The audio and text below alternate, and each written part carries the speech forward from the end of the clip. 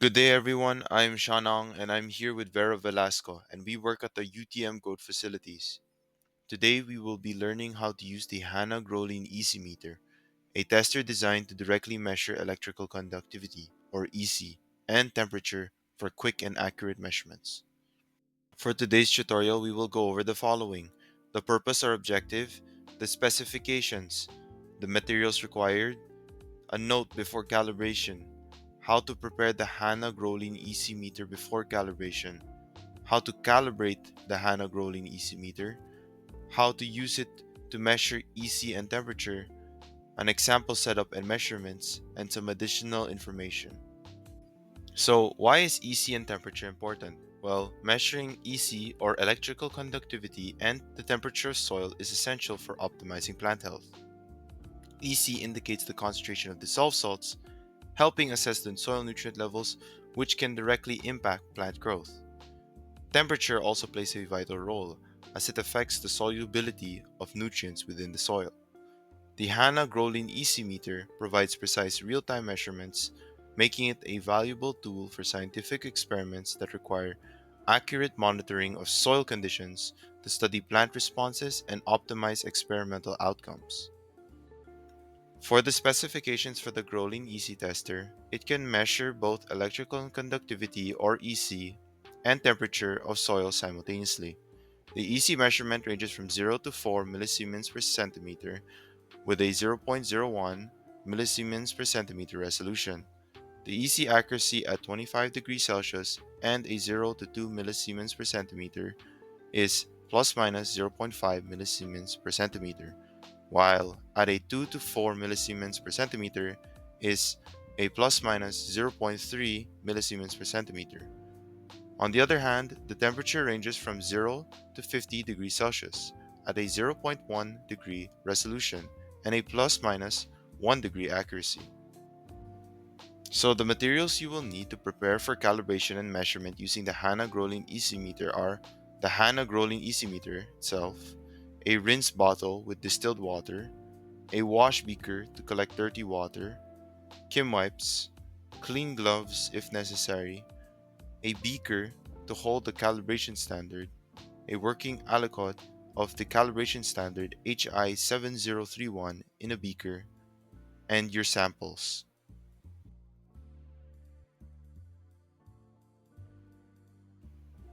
Before we begin preparing for calibration, it's good to mention that the Hanna Grolin EC meter has already been calibrated.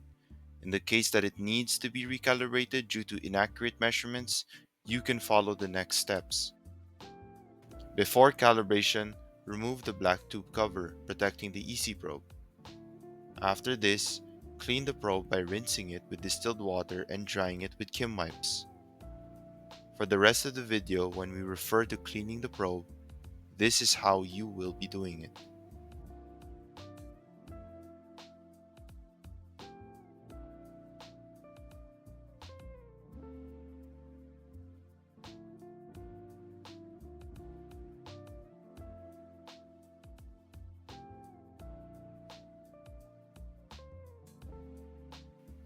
Turn on the EC meter by pressing the black on and off button under the display.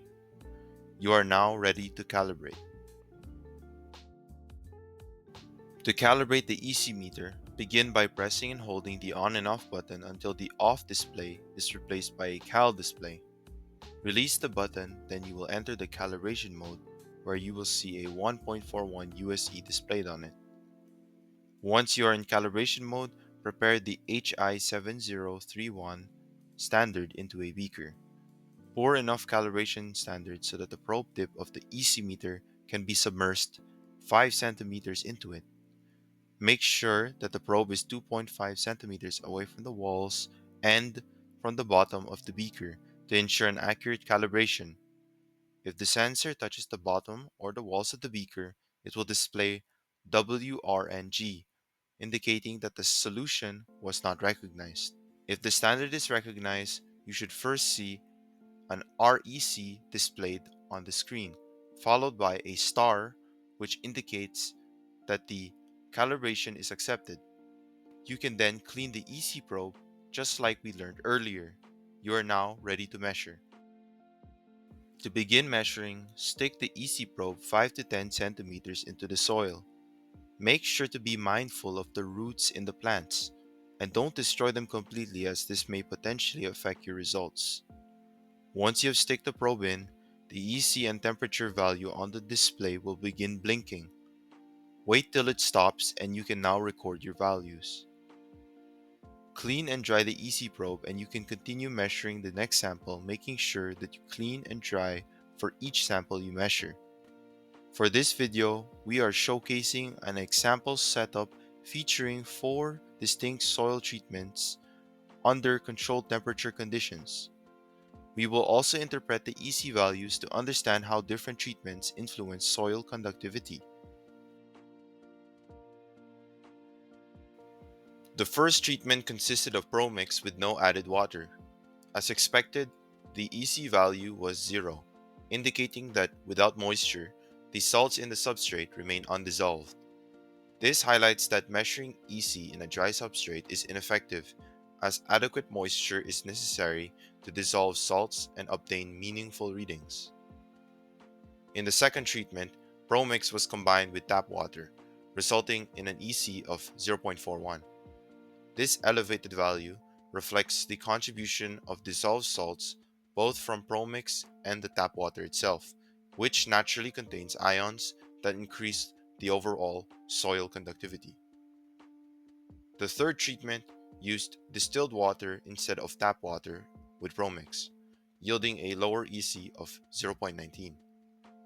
Although distilled water is free of ions, the increase from 0 suggests that the distilled water dissolved salts from the ProMix medium, demonstrating that the substrate itself contains a baseline level of salts. In the fourth treatment, ProMix was mixed with a 1% solution of 20-20-20 fertilizer. Yet surprisingly, the EC was just 0.10. Upon observation, dry patches were visible in the soil, indicating uneven moisture distribution. This uneven wetting likely led to incomplete salt dissolution, resulting in a lower than expected EC reading. Once you are done measuring, clean and dry the EC probe one last time, and cover the EC probe using the black tube cover. Finally, turn the EC meter off by holding the on and off button. Some things to know for the Hanna Grolin EC meter is that the EC measurements are in units of microsiemens per centimeter, while temperature measurements are in units of degrees Celsius. Another thing to know is that the unit Siemens is used to measure electrical conductivity, or how easily electricity can pass through a material. When using an EC meter for soil, the reading indicates how much dissolved salts are present in the soil water. These salts affect how well electricity flows, so a higher EC value means more nutrients or salts are available. Lastly, here are some things you may want to consider when measuring EC. The EC levels may be higher in soils irrigated using soil moisture sensors compared to time-based irrigation due to more precise water application and reduced leaching. Plants irrigated through drip systems often show higher EC levels than those using sprinkler systems, as water and nutrients are delivered directly to the root zone. In drip irrigated soils, electrical conductivity can be higher near the surface compared to deeper layers, creating a top-down gradient due to localized evaporation and salt accumulation. Our recommendation is to take EC measurements from different areas of the field to identify any spatial differences and better understand overall soil health. You can also check the UTM growth facilities for more information on the Hanna Grolin EC meter.